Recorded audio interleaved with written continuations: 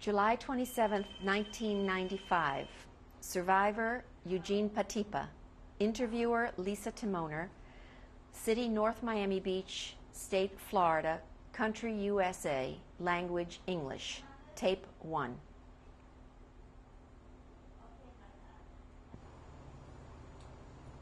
My name is Lisa Timoner. Today is July 27, 1995. I am interviewing Holocaust survivor Eugene Patipa in North Miami Beach, Florida.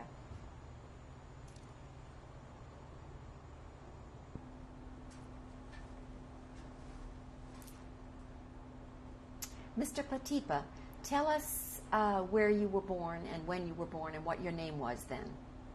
I was born in Czechoslovakia in 1922, December 29th, 1922. What city was that? Vyškova. That was in Czechoslovakia. And was that near any bigger city? Yeah, it was near Hust, Dachova. Tell us about your family, your father, your mother. No, what do you want to know about my father? And my Tell me their mother? names. Yeah. My father's name was Michael. My mother's name was Helen. And what did they do for a living? She didn't do much. She was a housekeeper, and he was like a shoe designer. And sisters and brothers did you have? Yes. We were 4 brothers and 2 sisters. And what were their names? I'll start up with the oldest one. Saul, one that never came back. That was Ezra. Then Herman. Then Barbara. And Claire. Were they all in Europe during the war? Yes. What was your life like as a child? Where were you in relation to your sisters and brothers? Were you... So, good relations. No, I mean, were you the oldest, the youngest, somewhere in the middle? No, I was right in the middle. And what was life like? School? What schools did you go to? Well, I went to public school, 8 grades in high school. And was it a mixed community? Were there Jews and non-Jews? No, there weren't too many Jews. There were about 100 Jewish families, and the rest were a lot of Hungarians, Czechs, mixture. And as you recall as a child, how were the relations between the groups? Between them or between us and them? With you and them. You know, sometimes right and sometimes no. It depends with who. Like typical Europe. Mm-hmm. Was your family religious? Not real Orthodox, but they were religious, like home. So you'd go to school and your father was a shoe designer. Mm. And friends, what kind of friends did you have? Friends that I grew up with, kids from home. Whatever, boys or girls. Whoever we went to school together. And they were Jewish and non-Jewish? Yeah. You ever remember any difficulty because you were Jewish? Once in a while, yes. It depends. And plenty times it happened that, you know, they were picking on you, you Jew or whatever. Maybe next day it was forgotten. So it didn't really affect you as a child? To a certain extent that it did. Well, there was no other way, and you just lived with it because you knew that's the way it is. What kind of literature or music was there in the house? Did your family... If there was, it was Jewish literature.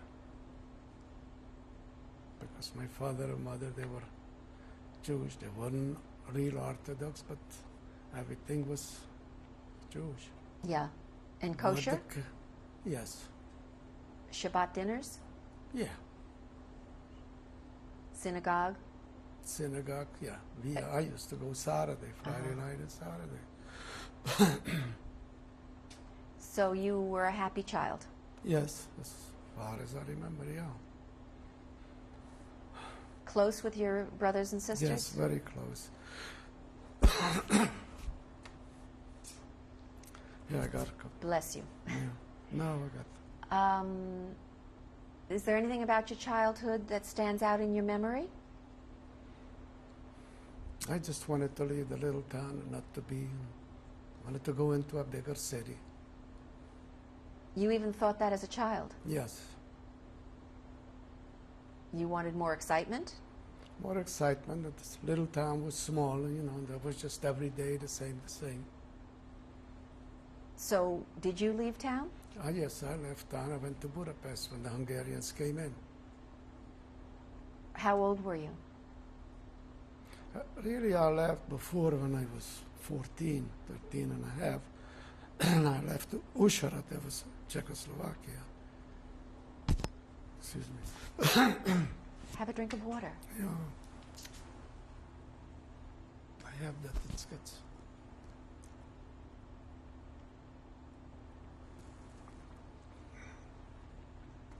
And I was in Ushara till for a few years. Then I left when the Hungarians came in. I went to Budapest. When you were 14 and you went to Ushara, Yeah. did you go to family there? No, it was like a youngsters' home, and that's all. And Was it like a boarding school? Something like a boarding school, but it wasn't like 100% a boarding. It was paid by certain rich families, but it wasn't that long, for a few years, and then. Did you go there to learn a trade? It was really yes and no. I still went to school there. Did you miss your family? Yes, I did. I was counting the days and writing down on my calendar how many more days it is to go home to the holidays. Yes, I did. How long a trip was it to go home? It was about 3 hours by train, 4 hours. You were born, you said, in 1922? 1922. So when you were 14, what year was that? 22? 46. Right. When did you first notice any danger? When the No, Hungarians? it wasn't 46. No, what am I? 30. 36. 36. Mixed up my math. I thought you said 36. Yeah. Were things fine still when, at 30, in 1936 for you? Yeah. There was really no problem. The only problem really started when the Hungarians took over Czechoslovakia. And then it started, problems. In smaller towns more than in any bigger city. Then I picked myself up and I went to Budapest. And there I was selling and whatever, I was pushing years. So the trouble in the smaller towns, It was more pronounced than in a bigger city. You got more lost, and home they used to call you dirty Jew or whatever. harass you? Harass. So you went to Budapest. Yes. And how old were you? About 16, 17, 16. And you went all by yourself, no Yeah. family? Just by myself. And went to work? I was selling Selling what? clothing or whatever came across. Had a job, didn't have a job, whatever. How did you find a place to stay? Where did you stay? So I just rented a room. 2 boys rented a room. Or you had a friend with you? I met a friend and then we rented together a room. Sometimes alone. It depends. Were you able to leave home with money? Did you have money enough to support yourself for a while?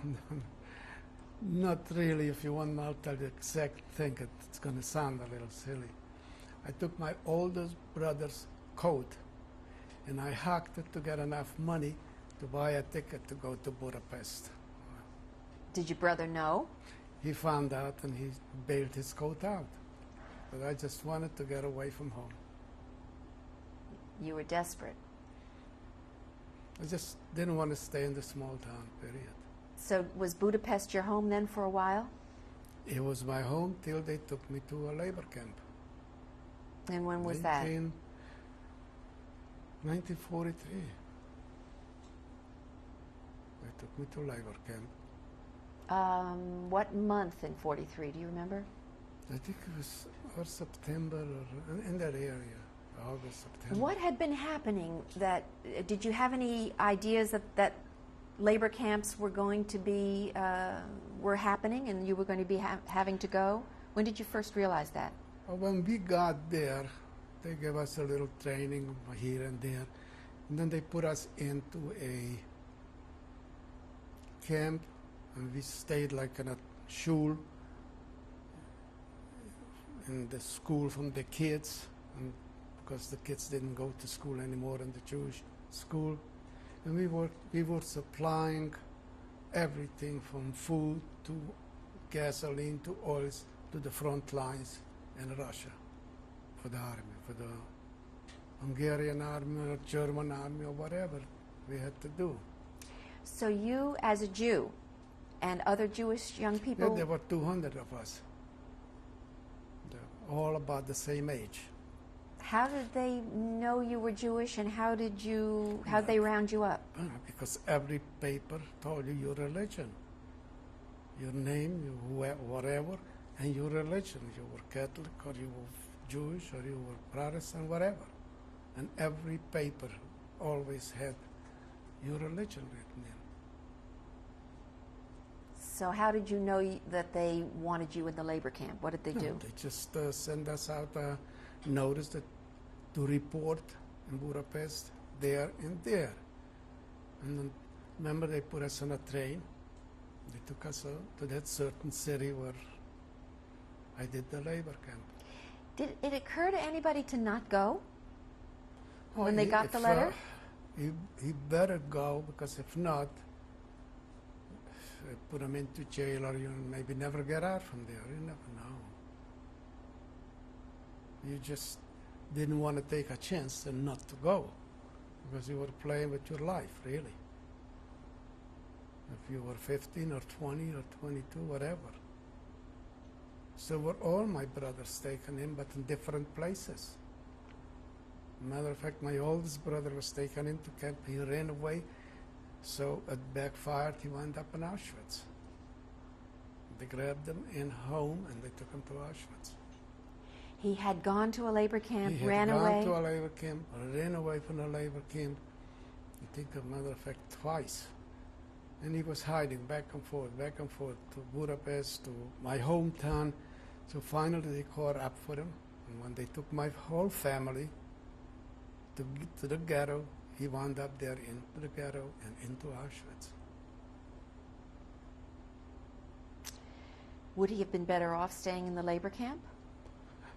I would say yes. Who knows? Who knows? It's unpredictable what would have happened, where he would have gone.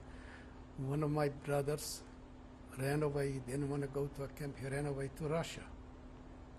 He wound up in Siberia in a labor camp. He died over there. Which brother was that? There was Ezra. And it just so happened that he ran away with a few Gentiles. They came home. He never did. They said that they saw that he had typhus and he died. So it was from one evil into another one. So how many of your family went to Auschwitz? It's my two sisters, my oldest brother, and my folks. Your parents. And my other brother wound up in a labor camp, not in the same where I am. Then he wound up in Mauthausen too, in Gunskirchen. So you were away, you were in Budapest, and you went to a certain labor camp. What was the name of that? Do you remember? It just had a number, 4x3, period. Just had a number. And the city was Page. There we were for a long, long, long time. Till 1944, when they start to march us in to Austria. But before they marched us to Austria, and we worked on the railroad in Czechoslovakia and Komarom. We worked, Americans, the English came, daytime we worked, at night they came, bombed it down again. There was a one time in Komarum where we worked on the railroad. We didn't finish one line, and the SS came with a train, and they couldn't go by. We were 200 of us. They took us, and was right next to the Dunab, the river of Dunab. They took us over there with machine guns, and they said, okay, we'll let you swim. And that was in the winter. I'm not in winter, but it was already September. And if not our commander, the captain, he came back from church and he saw what was happening. He went, he says, don't touch those people, because if not, you'll never have the railroad. So we were saved with them. If not, nobody would have come out from there. They were just going to throw you in the river? And they were just told us to start to go in and to swim. Then, with machine guns, then when he approached and he came and he says, because it was right next to the railroad, the Dunab, the river of Dunab. So the people... miracles. Yeah. The people in charge of you were Hungarians? Yes. They're all Hungarians. And in charge of them were the Germans? It's what? And in charge of them was the Germans? I imagine, yeah. Where did they have you living in the work camp, the first work camp? In the first work camp, we were living in a school and in a temple on Page, because they took a lot of them away, and there where we were staying, and mostly in the school, the Hebrew school, and they were sleeping there. And for how long were you in Page? Really, a year, 43 to 44. And they started to take us to their other labor camp, to the railroads. The railroads, we were living in the trains. How you call it? The railroad station? Not in the station, but in the trains. But they, how you call it? Commercial trains, And You were actually just living in the trains? In the trains, yeah. And working, replacing the railroad lines? Because as soon as we replaced them, a day or 2 days later, here they came and ran the whole thing down. How did you feel with the Allies bombing your work? We were praying they should come. When we already saw them coming, they took our train and moved it away from the main railroad, out a few miles. And they came and they did their job. It was like, to us, it was like a blessing whenever we saw them coming in tens and 20s and hundreds sometimes. They were not just going to us, but they were going into the front lines, there, to the Russian front line and whatever, Germany. So from... Then what we saw when we were on the train, they were Hungarians, but giving themselves over to the Germans. We called them the Nyilas. They had like a green thing on their arm. They were bringing those little Jewish girls, 15, 14, 16, and they was already in the fall, half naked. They marched them. I don't know if any of them really finished their trip, whatever they took. And young kids, 15, 16, 14-year-old one. And they themselves weren't any older, maybe 17 or 18, with the automatic guns. There was a pitiful. We were at least men, growing up people. Not that we were able to do too much, but it was, that other thing was a real sad thing. Who knows if any of them even came back home. You just saw them being marched. You didn't know where to. March. No, we saw them march. They were going towards Austria. I don't think they ever made Mauthausen or any other place. Because it started to go into the fall and it was cold, and I don't know. They brought them from Budapest or from different places. They were marching. And how were they to dressed? Make fun, dressed, half dressed, poor little dress, or some of them not even there. Just so we saw those little girls, almost with half of the clothes, starting to get cool already. The way they were just like they weren't even human, like sheep. How many made it? I doubted that any of them ever made to come back. Mm-mm. And it was Hungarian. That was for the young Nazis. Hungarian Nazis, yeah. I can't remember it was what kind of thing they had on their arm. I know that they called them the Nyilas. They were given over to the Germans and, you know, the young 17, 18, 19-year-old ones. And these young girls were Little Jewish girls clinging taken to from one another? from whichever city. They were going like in 50s, 20s, 30s, but different animals. They were chasing them. Who knows? So, how long did you stay in the second work camp, working on the railroads? Well, really, we stayed till around September.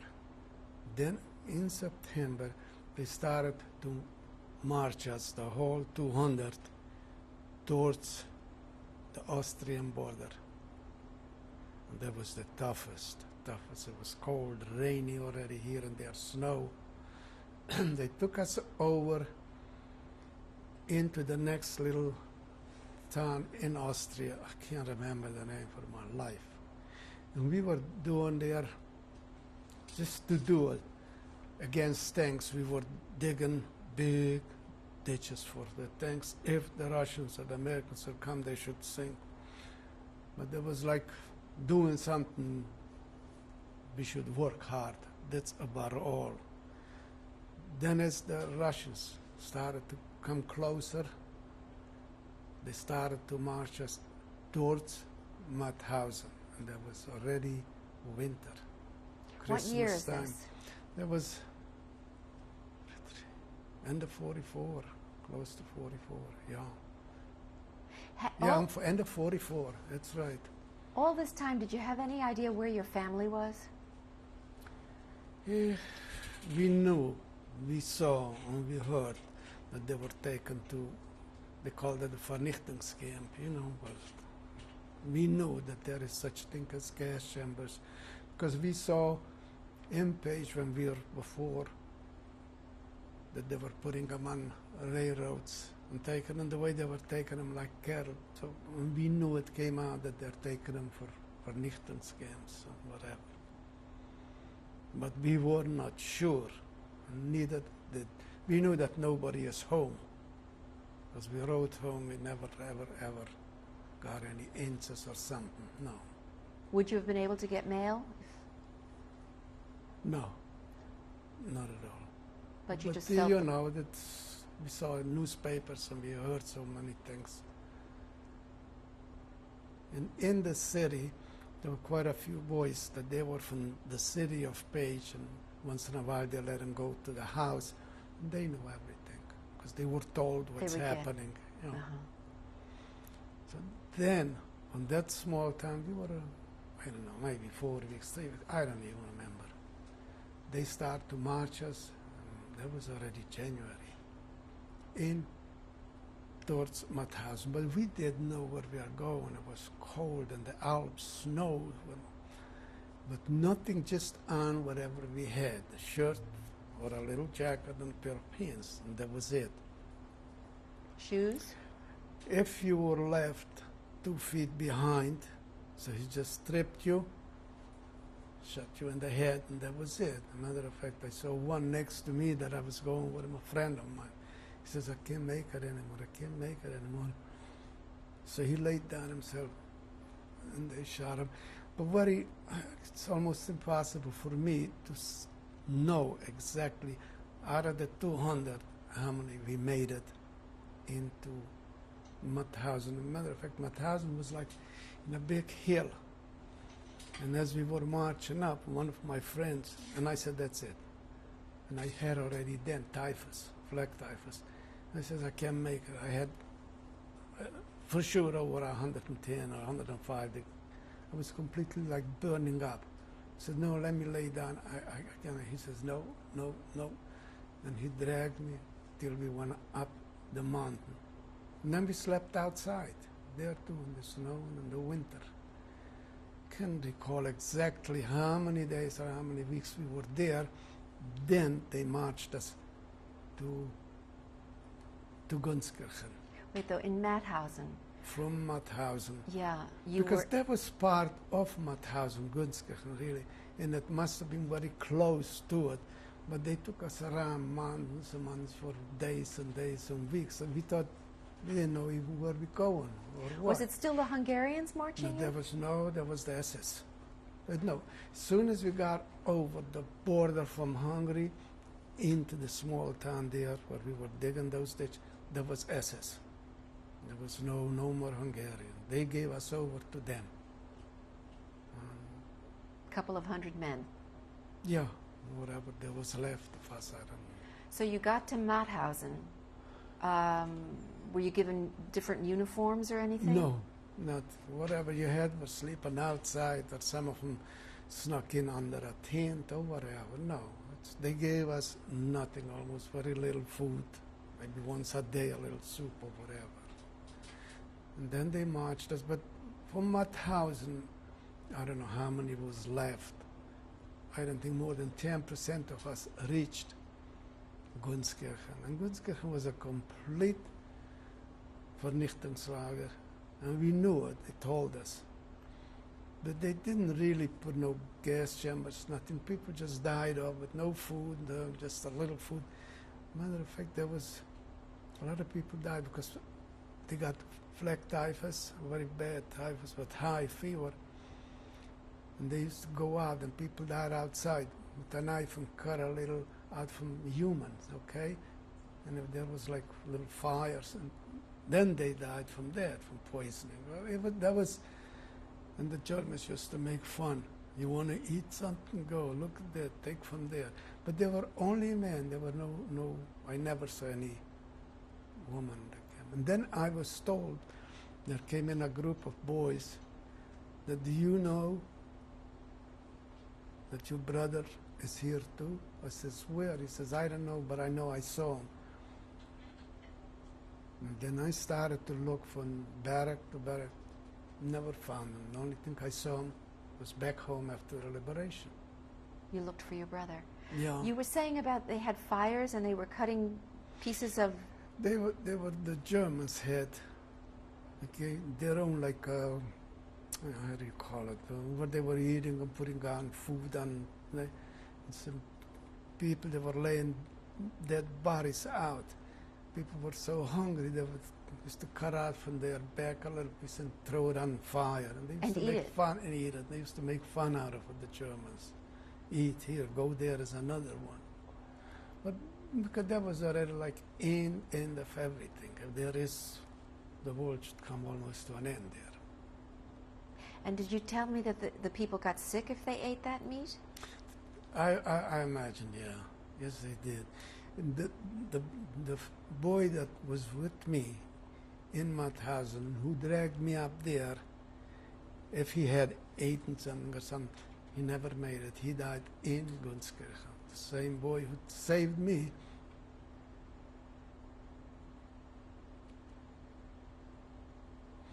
Yeah, what could I tell you? I don't know. Could go on and on and on.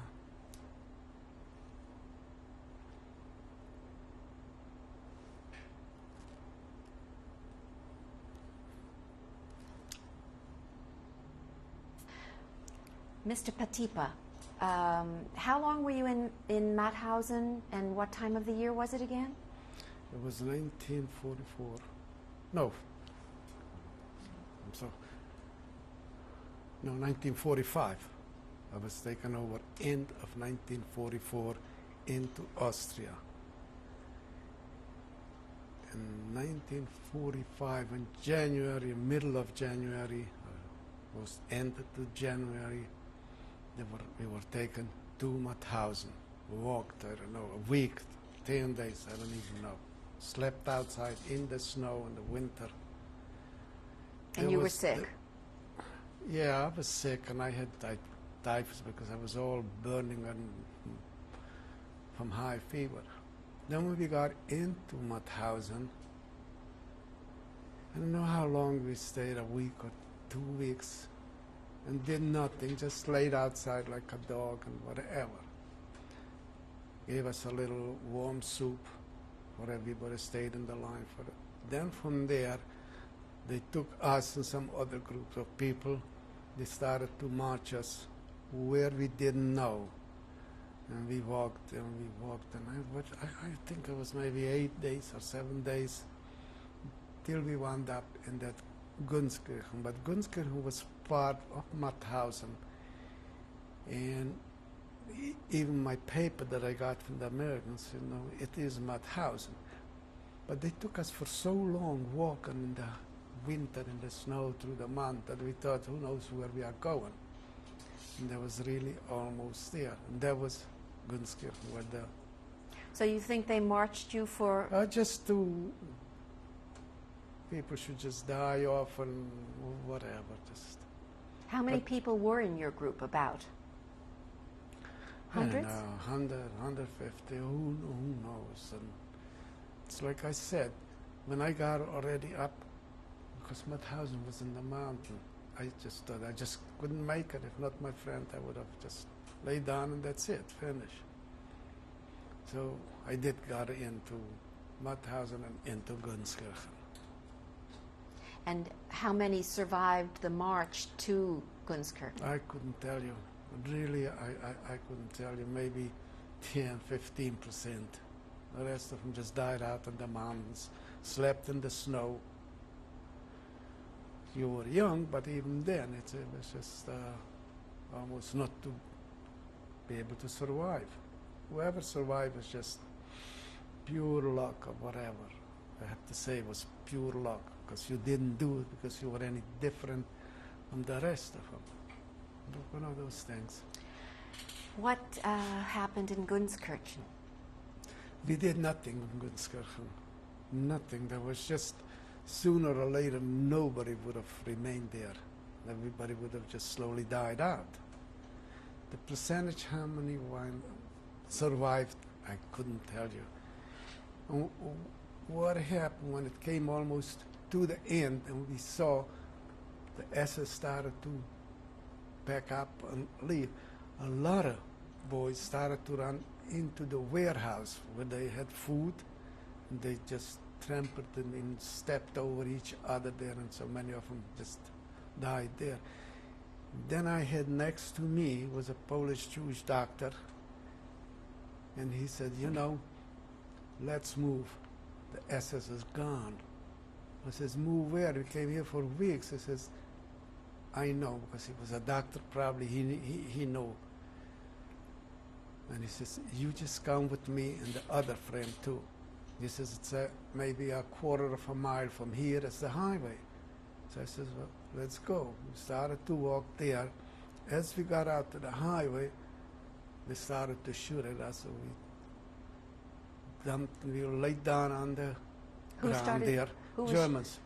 They were still hiding there. So they were out retreating? Of the camp. Yeah, they were retreating out of the camp. And after an hour or two, it's quieted down. We started to walk. And as we walked, I don't know, not that far, maybe a mile, 2 miles, we saw again the guns. So we saw, oh, that's it. That's the SS. They were Americans. So right, one was even, he spoke Hungarian because he knew that an American soldier was brought up here, but he from his parents. They called right away in a jeep. They took us in to Wels or Linz, one of those two cities. In Germany? And they were still there, not too far from Gunskirchen. Right. There was a big city, Wels, and next to it was Linz. And most of them wound up, the Americans took them to the hospital. They didn't take me to the hospital. They just put us in like oh yeah, we were going and we saw a railroad. And there was all food outside. And people fell over it, and they said the Americans and French soldiers, don't eat, because they probably knew that we looked like skeletons, that we'll eat something, but we shouldn't eat, or we'll never make it. And then Were we you stayed still a few sick? weeks. Did you still have the black Yeah. typhus? I was sick like it was just, I don't know, miracles of miracles. I had probably years, that's about all. And from there we were So tell in me, a place. tell they me about the kept food, though. They had all the food out, and you didn't eat much, No, or you I didn't? didn't. Some of them ate, and I didn't agree, and it was very bad for them. Some of them were, a day later, they died from, because probably their stomach, and they were all kind of food that they should not eat. So did you eat Then the anything? Americans, You must have eaten then, some. no, then they took us into a place, they gave us a little soup, and so slowly and slowly we survived. From there we took after a few weeks, a train, and we went from Wels to Linz with the train. We stayed there to, I don't know, maybe a week or 10 days till we came to ourselves. Then we just were on the train with no ticket, with nothing, train that went towards Budapest. Before you tell me that, tell me who had control of you when you were getting better in Linz? If you didn't wind up in the hospital, nobody, the American soldiers, French soldiers, English soldiers, because they were all around there.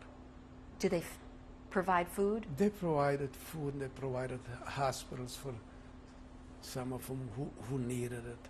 Yeah. You didn't need it? No, I didn't. Had you gotten over the typhus already? I must have gotten over the typhus. It's like I lost my hair. I was like a little skeleton. And then we took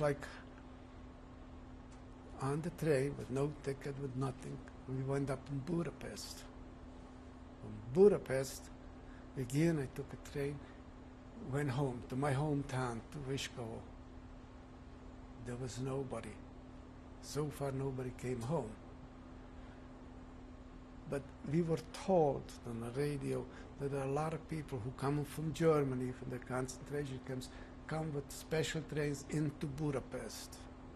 Turned around, I was home a few, maybe 5 days, went back to Budapest. When you were in your hometown, did you stay in your house where your parents Yeah. lived? Mm-hmm. And They who was that occupied by anybody, or No, it was not. It was not occupied. did it? After we left completely, it was occupied. It wasn't. It was like left away. I wasn't home anyway before either. But nobody took nothing.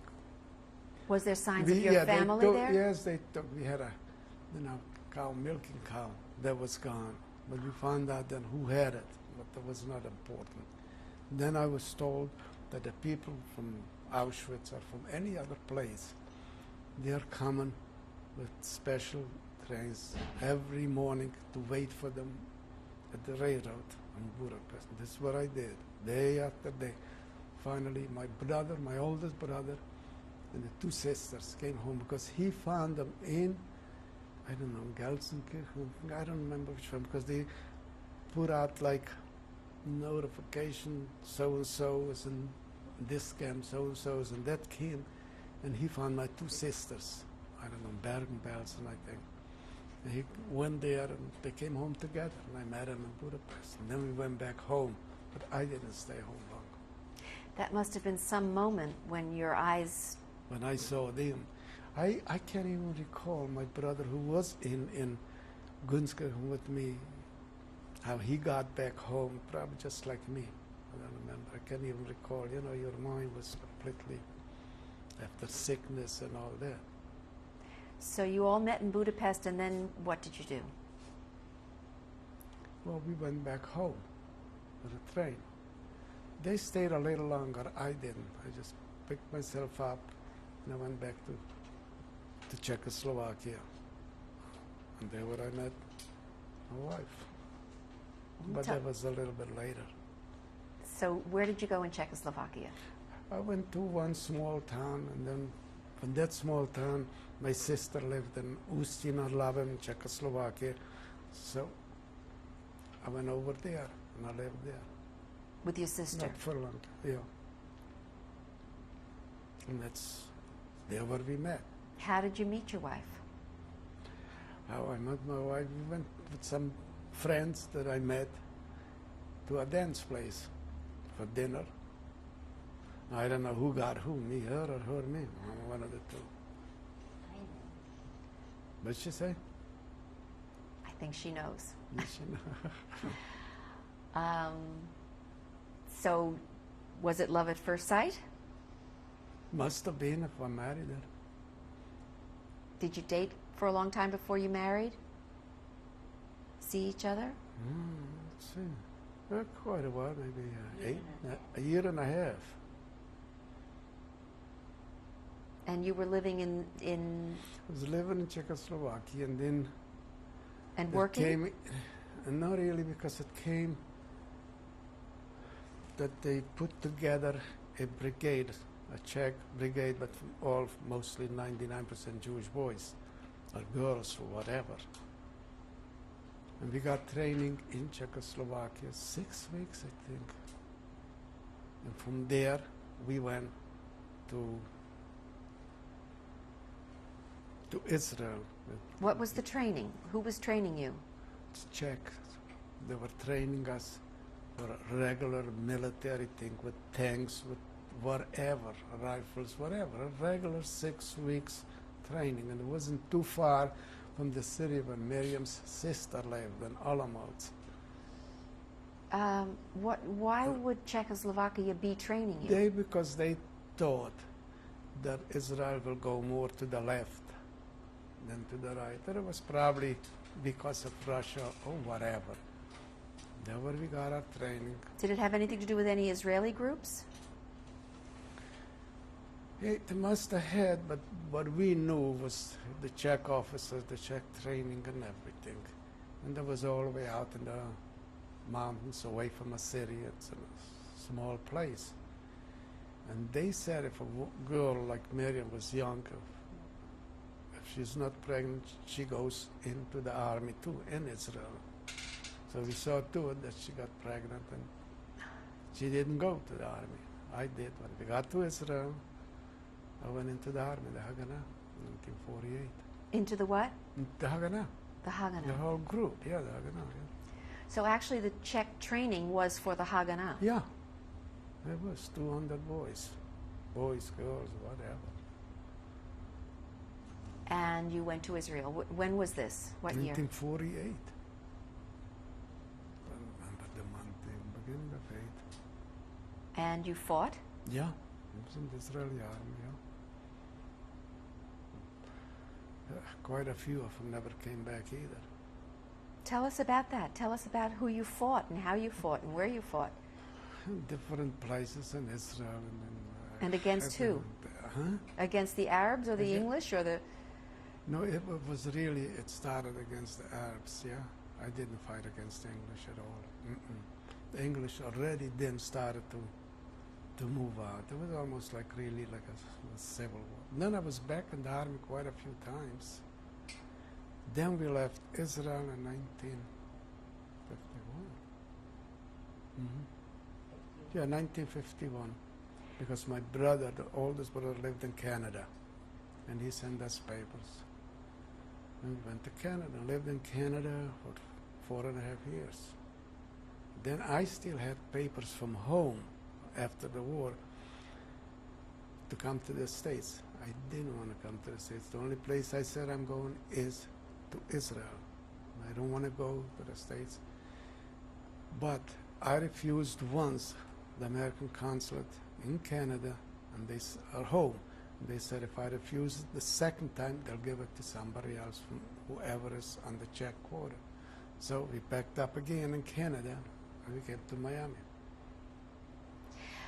You wanted to go, though, from Canada back to Israel? Really, no. No. No. I went to Canada because my oldest brother lived there, and he sent us papers, so we went to Canada. But then we decided to come.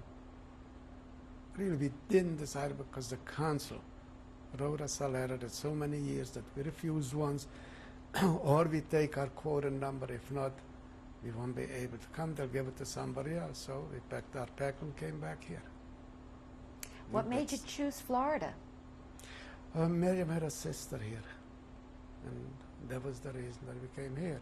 So I left her in New York with my sister, and that was December. I came in down here. I got off the train. It looked so beautiful. I says, pack your suitcase and come up here. So. And what year was that? 55, 1955. And That's- what business were you in? Here, Yeah. I was manufacturing in Colombia, men's clothing. I was traveling back and forth. And I had 4 stores here in Miami. What 3 was in the name of- Miami, 1 in Tampa, under the name of Picasso. But the main business was wholesale too, because we were manufacturing them over there.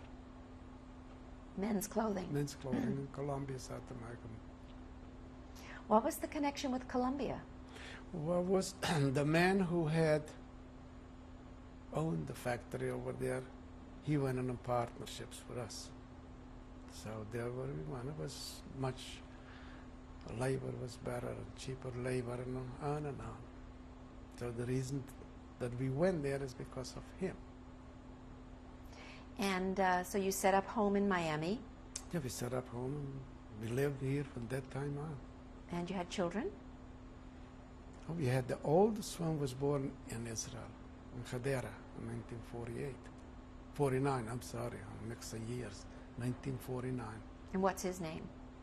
Michael, he's after my dad's name. And he lives now in Palm Beach. And is he married?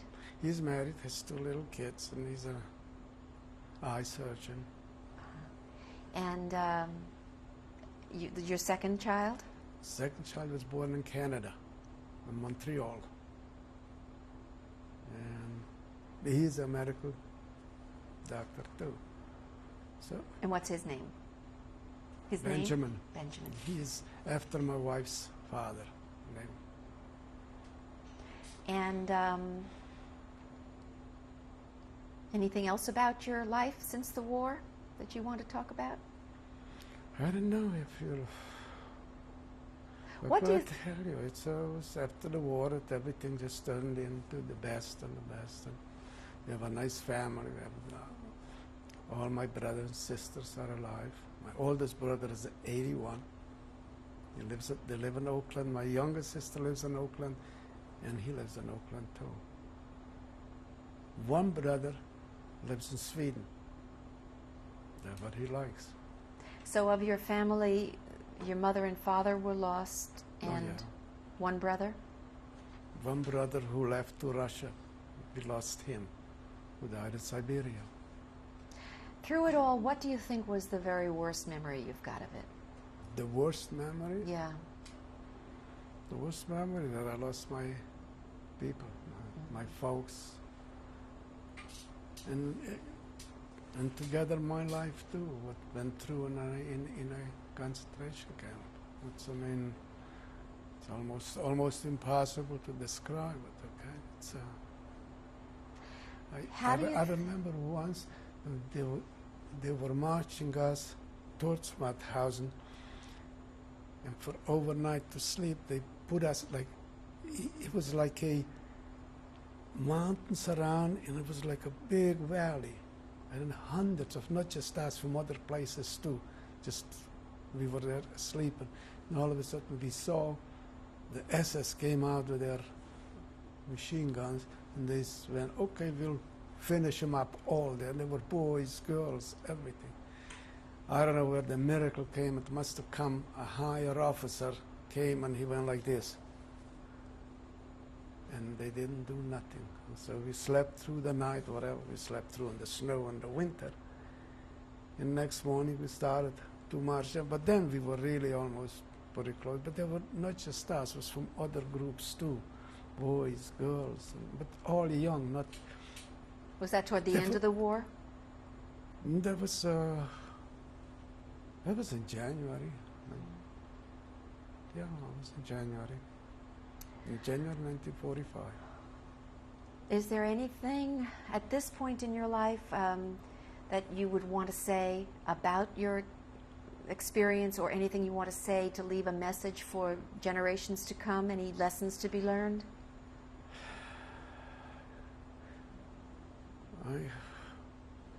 It's very hard to give advice. I can't tell them to be a good American or to be a good Jew or a good Israeli. Be careful. You never know. You never know what could happen again.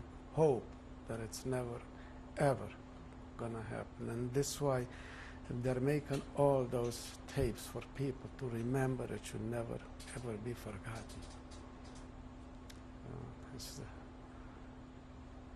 And always try not to say, it's gonna pass, it's gonna pass. Those things don't pass, they just get worse. Everybody should be really alert. I don't care if he's Jewish or Catholic or whatever. You never, ever know what could happen.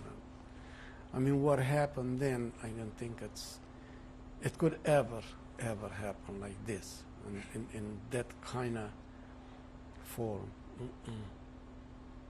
So the only thing we could do, raise our kids to be good citizens. They should never forget that from where they came and who they are. That's a good message for your granddaughters. It's for our granddaughters and for all granddaughters and for all daughters and for all the people. Thank you very much, Mr. Patipa. You are very welcome.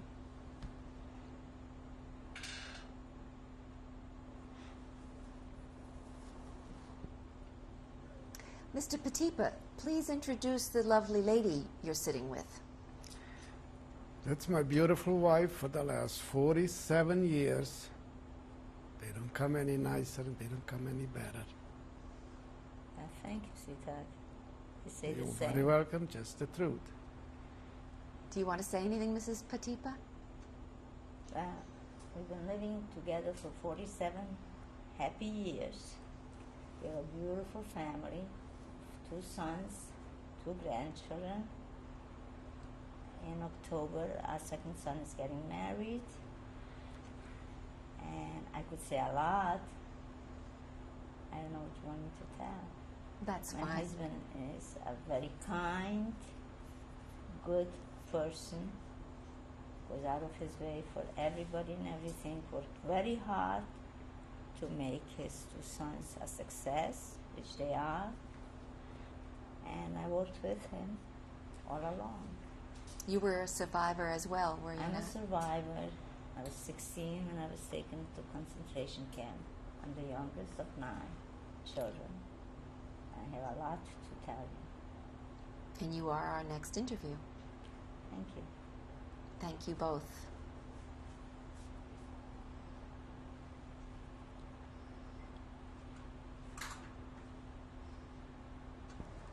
Mr. Patipa, tell us about this photograph. This is my mother. In 1940, when I came home, like from Budapest on vacation, and I took that picture of my mother. Then, before they started to take everybody away, I took the little picture and I hid it with some other things up in the attic in our house. When I got back, the first thing was for me to go up in the attic and see what is there, if it's still there. And I did find my mother's picture, including some other things too. So then naturally, I enlarged my mother's picture, and here she is. It's a beautiful lady. Beautiful.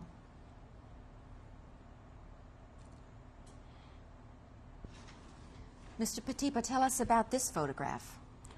This photograph is after the war. I went to Theresienstadt with my wife to see what's happened over there.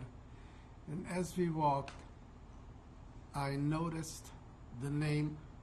He was my friend and a neighbor of ours, and he perished in Theresienstadt. And there was a cross with his name on his grave. He was not Gentile, No, he was Jewish. He was a Jewish boy. but everybody had crosses. It looked like everybody had crosses, like they were Jewish or whatever. And I noticed his name, and right away we took pictures of it.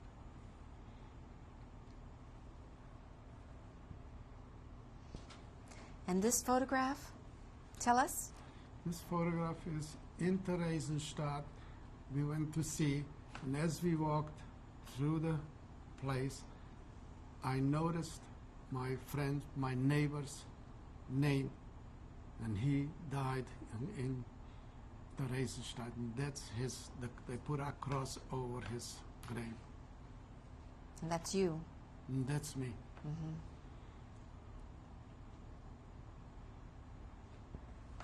And tell us about this photograph. You Mr. have to Patipa, speak. tell us about this photograph. This picture was taken around 1946, right after the war. And who is it? That's me.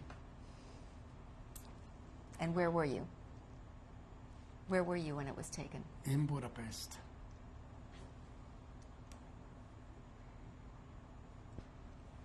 And this picture?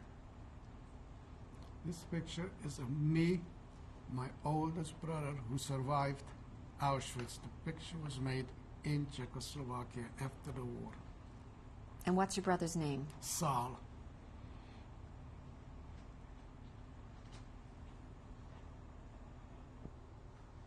And tell us about this photograph. This picture is when I got married in 1947, and I'll give you the family. To the right is my brother with his wife, and the bottom is my wife's sister. In the left is my brother-in-law, Karl Fleischer, and then the next one is Hermann Katz with his wife. That's the whole family. Do you want to tell us the names of your brother on the right and your sister-in-law? On the right? And that's my brother. On the right Saul? here, Saul and Hanka. Uh-huh. And the bottom is Miriam's sister, Eva.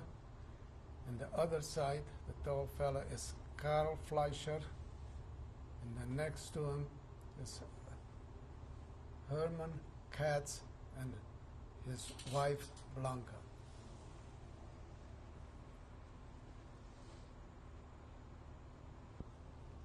And tell us about this. This picture is on my granddaughter's bas mitzvah. It's me and my wife in the middle. On one side is the bas mitzvah girl, Leah, and on the other side is the younger one, Lizzie. To the right is my son, Michael, and his wife, Bonnie. To the left is my son, Bob, with his fiancée who's getting married in October. Did I blew it? Tell us about these lovely young ladies. Those two lovely young ladies are my beautiful two granddaughters. To the right, on her bas mitzvah, Leah, and to the left, Elizabeth, who's going to be bas mitzvah in another 6 months.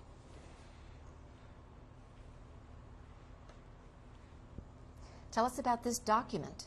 This document is a photocopy. I got it from the Americans in Mauthausen when I got liberated. The original is in Washington in the Holocaust Museum, and this is my photocopy for me.